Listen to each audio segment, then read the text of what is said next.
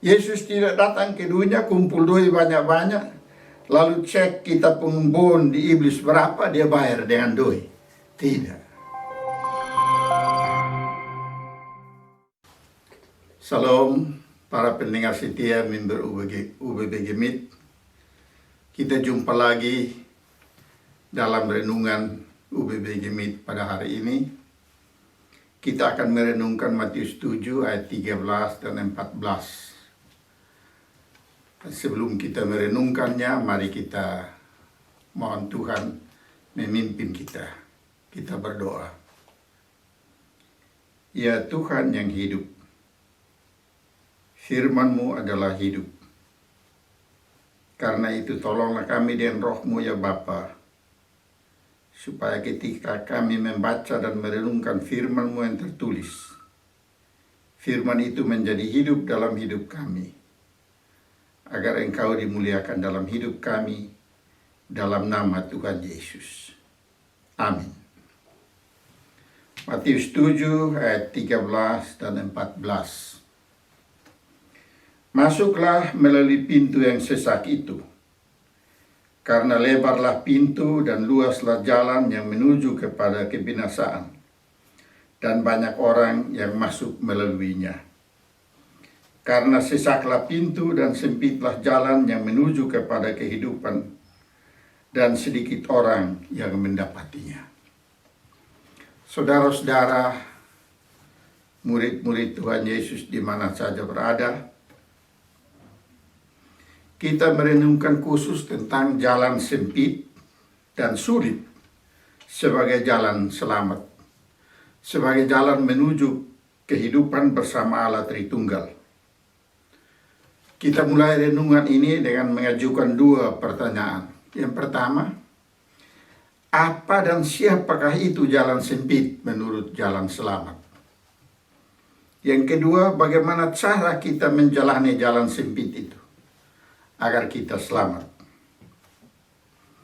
Saudara-saudara, Yesus mengajar kita bahwa jalan sempit dan sulit itu merupakan jalan menuju hidup, jalan menuju selamat. Dia yang bilang begitu kepada kita. Dan dia memerintahkan kita untuk mengikuti jalan sempit itu kalau mau selamat.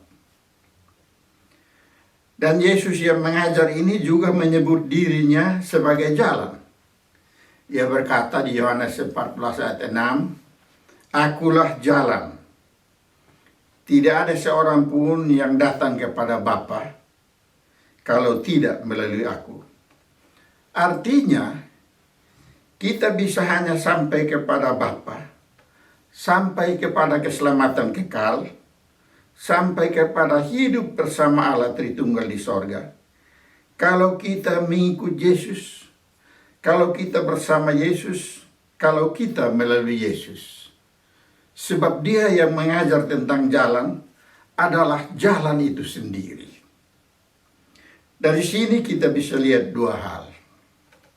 Yang pertama, sesudah Tuhan Yesus naik ke sorga, kabar keselamatan yang Yesus kerjakan itu diberitakan ke seluruh bumi.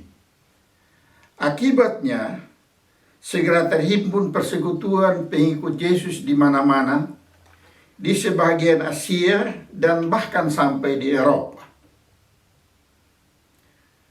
Sekarang kita menyebut diri kita pengikut Yesus sebagai orang Kristen. Semua KTP kita bertulis Kristen atau Katolik. Dua-dua sama saja, dua-dua pengikut Yesus. Tetapi kalau kita baca kitab Kisah Rasul, sebelum nama Kristen itu muncul, maka semua orang percaya pada Yesus dan mengikut Yesus, mereka disebut pengikut-pengikut atau penganut-penganut jalan Tuhan. Dalam Kisah Rasul pasal 9 ayat yang ke-2, di sana dikatakan,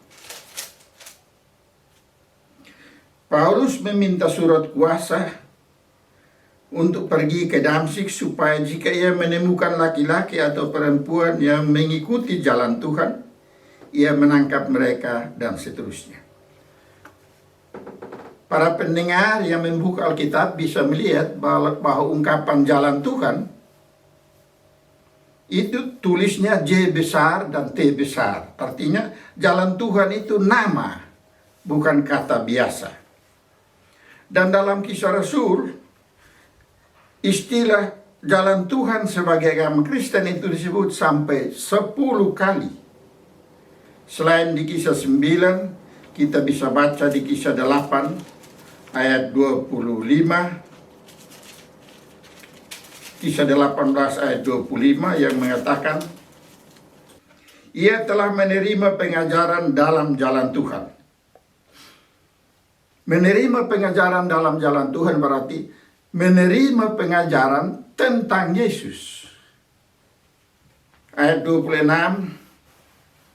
maka Priskila dan Aquila menjelaskan kepadanya tentang jalan Allah. Dalam Kisah Rasul 13 ayat 10, 18 ayat 26, 19 ayat 9 dan 23, Kisah 22 ayat 4 dan 5, Kisah 24 ayat 14 dan 15. Dalam Kisah Rasul 18 ayat 26, itu tentang Apolos yang belum mengerti jalan Tuhan. Dengan demikian jelas bahwa agama yang sekarang kita sebut agama Kristen, dulunya di Kisah Rasul disebut jalan Tuhan atau jalan Allah. Alasannya ialah karena kalau kita percaya kepada Yesus dan mengikut Yesus sebagai jalan Tuhan, serta menerima pengajaran tentang Dia, yaitu pengajaran dalam jalan Tuhan, kita akan diselamatkan. Di sini Yesus disamakan dengan jalan Tuhan atau jalan Allah. Bisa kita katakan bahwa diri Yesus dan seluruh karyanya adalah jalan Tuhan. Jalan yang Bapa di sorga siapkan agar kita bisa berjalan menuju sorga dengan percaya dan mengikut Yesus. Dan jalan melalui atau mengikut Yesus adalah jalan yang sempit serta sulit, mungkin juga mendaki. Itu bukan jalan tamasya, bukan jalan santai-santai, bukan jalan untuk piknik, bukan jalan yang bisa dilewati dengan memikul banyak harta dunia, mobil, uang di rekening, emas berkilo-kilo, tidak ada. Jalan terlalu sempit untuk bawa banyak barang, dan terlalu berat untuk memikul barang-barang itu. Ia sempit dan sulit, namun bisa dilalui, bukan tidak bisa. Sekarang kita poin yang kedua. Mengapa itu jalan bisa lalui? Mengapa kita bisa jalan? Atau bagaimana kita bisa melalui jalan itu menuju sorga? Saudara-saudara, Tuhan Yesus sendiri telah menunjukkan kepada kita melalui hidupnya, pelayanannya, dan pengajarannya tentang bagaimana kita bisa berjalan di jalan Tuhan yang sempit dan sulit itu. Saya menyebut 3 hal. Pertama, Yesus rela merendahkan diri. Dia berani turun pangkat. Sebagai orang pangkat tinggi, anak Allah di sorga, berani turun menjadi orang miskin. Bahkan bukan cuma miskin, tapi menjadi hamba yang sonde ada pangkatnya. Inilah jalan merendahkan diri. Inilah jalan menyangkal diri. Jalan menyangkal diri inilah yang Yesus ajarkan kepada kita. Yesus bilang begini, setiap orang yang mengikut aku, yang berjalan di jalan Tuhan, ia harus menyangkal dirinya, memikul salibnya dan mengikut aku. Matius 16 ayat 24. Kita hanya bisa ikut jalan Tuhan, jalan yang sempit dan sulit itu, Kalau kita berani menyangkali ambisi-ambisi pribadi kita untuk jadi orang besar, jadi orang pangkat tinggi dan orang berkuasa, lalu menjadi rendah, menjadi seperti hamba yang melayani orang banyak, mengikuti Yesus. Itulah jalan sempit. Berani menyangkali rasa benci, dendam, dan amarah dalam hati kita terhadap orang-orang yang membenci kita, terhadap orang-orang yang berbuat jahat kepada kita. Lalu berani dengan besar hati karena teladan Yesus mengampuni mereka, melupakan sikap dan perbuatan jahat mereka, mengasihi mereka, serta berdoa untuk keselamatan mereka. Inilah jalan sempit yang sulit kita lalui, namun yang dengan pertolongan Yesus dapat kita jalani. Menyangkal diri dalam hal tidak menjadi pemburu dan pengumpul harta bagi kepentingan diri sendiri, melainkan menjadi miskin karena Kristus, sebagaimana Kristus menjadi miskin untuk memperkaya banyak orang. Maka gereja dan orang-orang Kristen harus berani memimpin dirinya mengikuti jalan Yesus, berani hidup berbagi dari kemiskinan agar banyak orang bisa selamat. Yang kedua, Yesus juga bukan hanya mengajar kita dan memberi teladan, tetapi Ia juga menebus kita dari dosa, maut, dan iblis. Yesus tidak datang ke dunia kumpul duit banyak-banyak, lalu cek kita pengembun di iblis berapa, dia bayar dengan duit. Tidak. Ia juga tidak menipu iblis supaya kasih berhenti, kasih bebas kita fare-fare dengan jalan tipu daya. Tidak. Ia membayar lunas hutang kita dengan jalan mengorbankan dirinya di salib.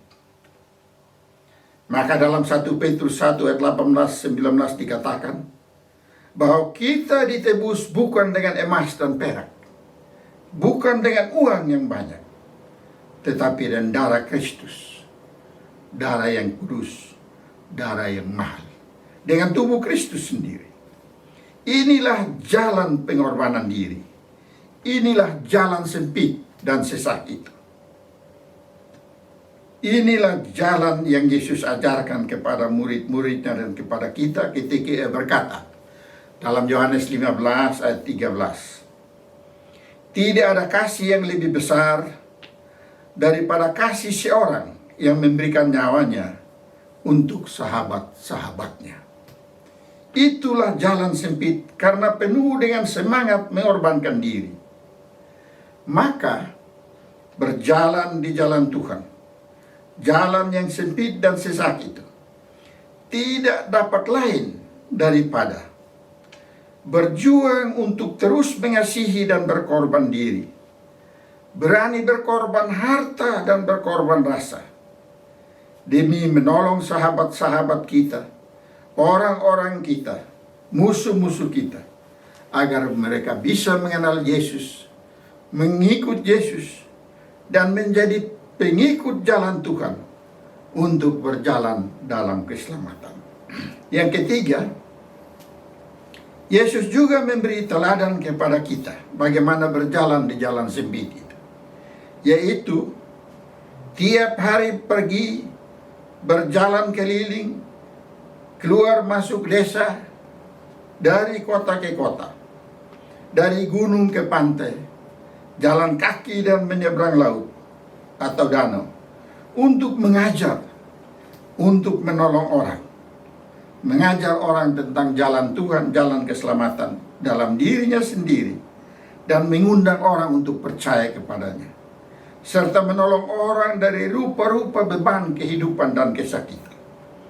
Itulah jalan Tuhan, jalan sempit. Di jalan itulah gereja, khususnya gereja Masehi Injil di Timur, para pendeta gereja Masehi Injil di Timur terus bergerak, mencari dan menjumpai para sesat dan menyelamatkan mereka. Di sini dibutuhkan keberanian seperti yang Yesus katakan.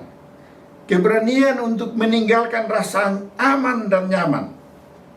Seperti orang gembala yang berani meninggalkan 99 ekor domba yang aman di kandang demi mencari dan menemukan 1 ekor domba yang hilang, menyelamatkannya, dan bahkan berpesta syukur karena hasil pencarian itu. Bukan bersyukur karena masih mempunyai 99. Dari sini kita belajar bahwa gereja tidak boleh menganggap diri besar karena banyak warga, sampai melupakan 1-2 orang yang hilang dari dalam gemit, yang sesat kemana-mana. Saudara, jalan ini tidak mudah, benar. Namun jalan ini bukan tidak bisa dijalani. Dan untuk bisa menjalaninya kita hanya butuh 1 hal saja. Berani membuka hati kita. Berani mengundang Yesus datang diam di hati kita, supaya di dalam hati kita ada kasih Kristus. Dan kasih Kristus itu akan menjadi seperti tanah yang subur, tempat hidup kita bertumbuh subur, berbuah lebat, berbuah kebaikan dan kasih, agar orang banyak yang melihat kebaikan dan kasih kita, mengikuti jalan Tuhan menuju selamat. Amin. Marilah kita berdoa. Ya Bapa, dalam nama Yesus kami mohon, berilah kami Roh Kudus, roh keberanian, untuk terus mengikuti Yesus sebagai jalan sempit dan sulit. Karena dialah yang Bapa tetapkan bagi kami menjadi jalan Tuhan, supaya melalui jalan itu kami tiba di rumah kekal bersama Bapa di sorga. Amin.